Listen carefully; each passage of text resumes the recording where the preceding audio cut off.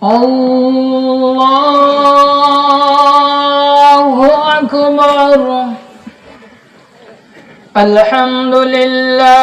আজি ইছলাম ধৰ্মীয় লোকসকলৰ পবিত্ৰ ঈদ উল ফিতৰ সমগ্ৰ বিশ্বৰ লগতে গুৱাহাটীৰ হাতীগাঁও সিজুবাৰী ঈদগাহৰ মৈদামত সমূহীয়াকৈ ঈদৰ নামাজ আদায় কৰা হয়।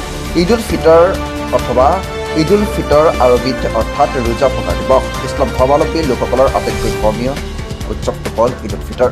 ধৰ্মীয় পৰিভাষাত ইয়াক ইয়ামুল জায়ে অৰ্থাৎ পুৰস্কাৰ দিৱস হিচাপেও বৰ্ণনা কৰা হৈছে। দীৰ্ঘদিন ধৰি এমাহ ৰোজা ৰখাৰ পাছত মুছলমান লোকসকলে আজিৰ এই দিনটোত ধৰ্মীয় কৰ্তব্য পালনসহ খুব আনন্দৰ সৈতে পালন কৰা দেখা পোৱা গৈছে।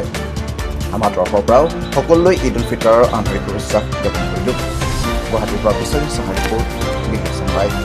আজি আমাৰ হাতীগাঁও সিজুবাৰী ঈদগাহ মৈদানত আমি ঈদৰ নামাজৰ আয়োজন কৰিছিলোঁ ঈদ উল ফিতৰত, আৰু প্ৰায় 10,000 মানুহে ইয়াত ঈদৰ নামাজ পঢ়িছে। আমি সাধাৰণ সম্পাদক, মই সভাপতি। পোনপ্ৰথমে মই সমূহ অসমবাসীলৈ ঈদৰ শুভেচ্ছা জনালোঁ। আজি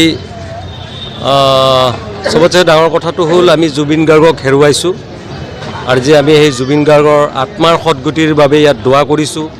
অসমৰ শান্তি সম্প্ৰীতিৰ কাৰণে দোৱা কৰিছোঁ, সমগ্ৰ অসমৰ ৰাইজৰ মংগলৰ কাৰণে দোৱা কৰিছোঁ, আৰু অসমৰ উন্নয়নৰ কাৰণে দোৱা কৰিছোঁ, যাতে ভৱিষ্যতৰ দিনত আমি অসমখন যাতে আগুৱাই শান্তি সম্প্ৰীতিয়ে এনেকৈ আগুৱাই যাব পাৰোঁ, তেনেকৈ আমি দোৱা কৰিছোঁ তাৰ বাবে।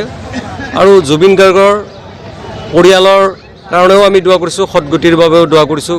আগন্তুক দিনত আমি এইদৰে মিলা প্ৰীতিৰে অসমখন যাতে গঢ়িব পাৰোঁ, তাৰ কাৰণে আজি আমি সমগ্ৰ ইয়াৰ পৰা আমি সমগ্ৰ অসমবাসীলৈ আমি আহ্বান জনাইছোঁ।